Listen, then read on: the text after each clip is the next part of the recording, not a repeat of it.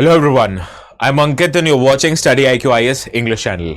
Now in today's video, we are going to discuss, is this the end of Pakistan or is the end of Pakistan very near? But what event based on which I'm telling you that the end of Pakistan is near? It is this particular event. That recently we saw a train was hijacked in the Balochistan province of Pakistan by a Balochistani separatist group. And in this hijack, Balochistan separatist group, they took hostage of as many as 180 active personnel of the Pakistani army, armed forces as well as intelligence forces. And also they killed as many as 20 armed force personnel of Pakistan. Now this is a big issue, particularly from Pakistani's domestic politics. But what happened actually is not important from our exams point of view. What is more important is why this particular hijacking incident actually happened in a particular province of Pakistan.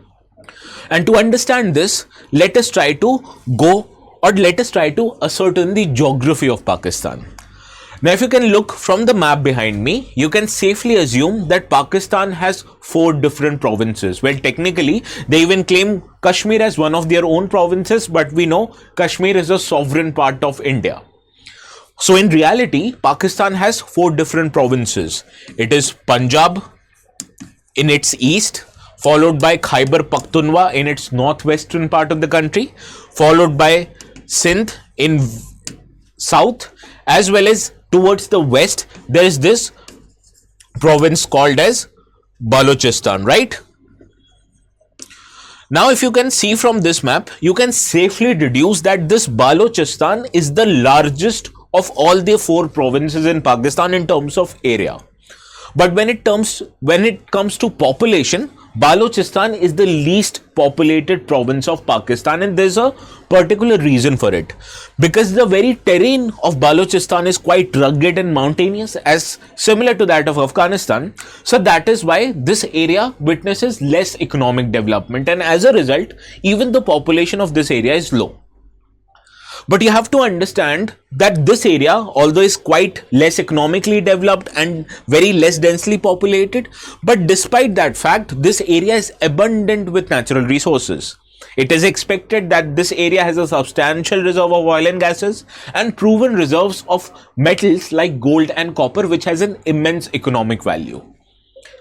Now, the Balochistani ethnic community, which actually lives in the province of Balochistan, they feel that the reason for their economic backwardness is not the lack of resources, because we already know that this province has abundant level of resources, but the reason that the Balochistani people feel that this area is less economically developed is because of the stranglehold of Punjabi speaking population on the fabric, on the society, on the economy, as well as everything of Pakistan. Now, as the people of Balochistan, they feel that the Pakistani society is dominated by Punjabi speaking population, and as a result, businesses, politics, everything is dominated by the ethnic Punjabi population of the country. And like India, Pakistan is a diverse country.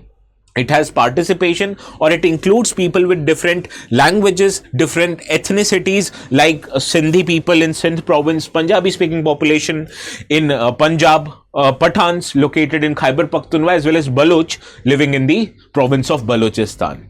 Now, because of a stranglehold of one particular section of population over the entire fabric of Pakistan, this is the primary reason why Baloch people feel neglected, they feel ignored.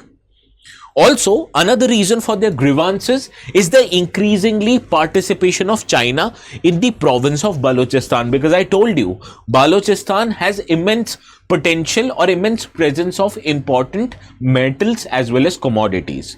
And to harness its commodities and metals, the Pakistan has sought help from countries like China. In China, it is developing the Gwadar port, which is again located in Balochistan, and it is constructing this China-Pakistan economic corridor, which travels or transverses through a big portion of Balochistan.